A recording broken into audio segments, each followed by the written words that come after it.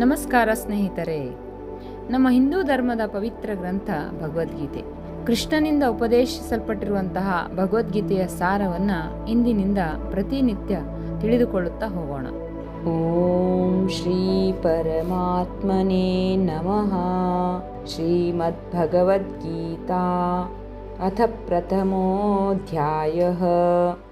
ಅರ್ಜುನ ವಿಷಾದಯೋಗಃ.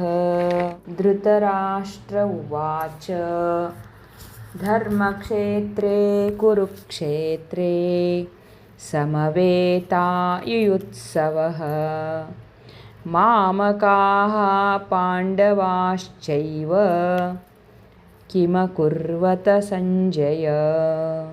ಆತ್ಮೀಯರೇ, ಭಗವದ್ವಾಣಿಯಾಗಿರ್ತಕ್ಕಂತಹ ಭಗವದ್ಗೀತೆಯ ಮೊದಲ ಅಧ್ಯಾಯದಲ್ಲಿ ಧೃತರಾಷ್ಟ್ರ ಹೇಳುತ್ತಾರೆ, ಎಲೈ ಸಂಜಯ, ಧರ್ಮಕ್ಷೇತ್ರೇ ಕುರುಕ್ಷೇತ್ರೇ. ಎಲೈ ಸಂಜಯ, ಧರ್ಮಭೂಮಿಯಾಗಿರ್ತಕ್ಕಂತಹ ಈ ಕುರುಕ್ಷೇತ್ರದಲ್ಲಿ ಸಮವೇತ ಯುತ್ಸವ.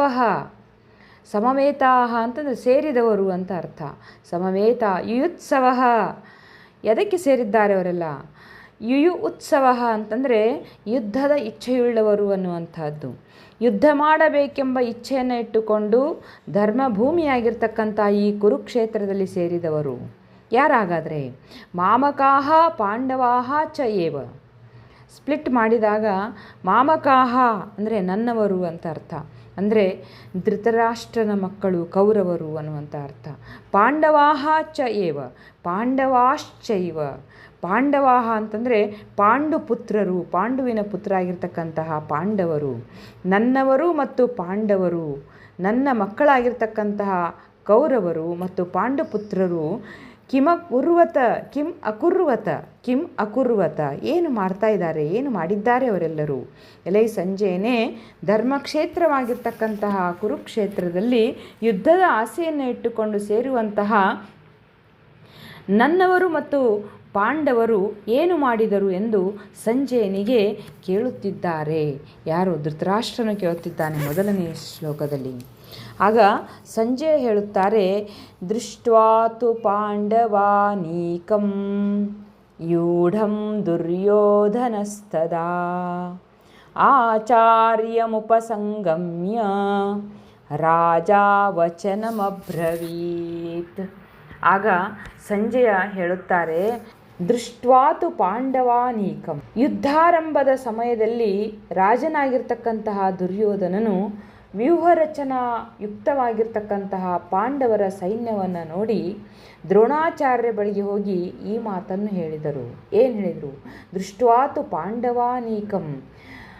ಆ ಸಮಯದಲ್ಲಿ, ಯಾವ ಸಮಯದಲ್ಲಿ? ತದಾ ದೃಷ್ಟ್ವಾತು ಪಾಂಡವಾನೀಕಂ ಯೂಢಂ ದುರ್ಯೋಧನಸ್ತದಾ. ತದಾ ಅಂತಂದರೆ ಆ ಸಮಯದಲ್ಲಿ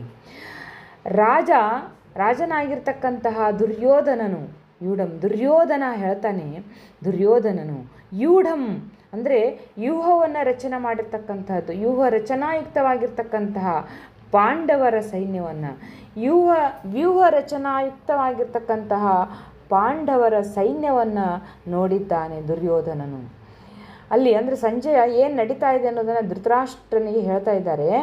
ಅದನ್ನೆಲ್ಲ ನೋಡಿದಾಗ ತು ಅಂದರೆ ಮತ್ತು ಆಚಾರ್ಯಂ ಉಪಸಂಗಮ್ಯ.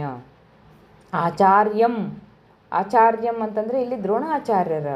ಉಪಸಂಗಮ್ಯ ದ್ರೋಣಾಚಾರ್ಯರ ಬಳಿಗೆ ಹೋಗಿ ಈ ಮಾತನ್ನು ಅಬ್ರವೀತ್ ಹೇಳುತ್ತಿದ್ದಾನೆ.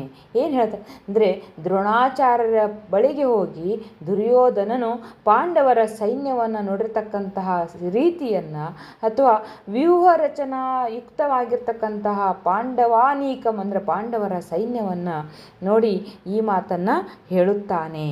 ಈ ರೀತಿಯಾಗಿ ಎರಡನೆಯ ಶ್ಲೋಕದಲ್ಲಿ ಸಂಜಯನು ಅಲ್ಲಿ ಏನು ನಡೀತಾ ಇದೆ ಅನ್ನೋದನ್ನು ಹೇಳುತ್ತಾ ಹೋಗುತ್ತಾನೆ.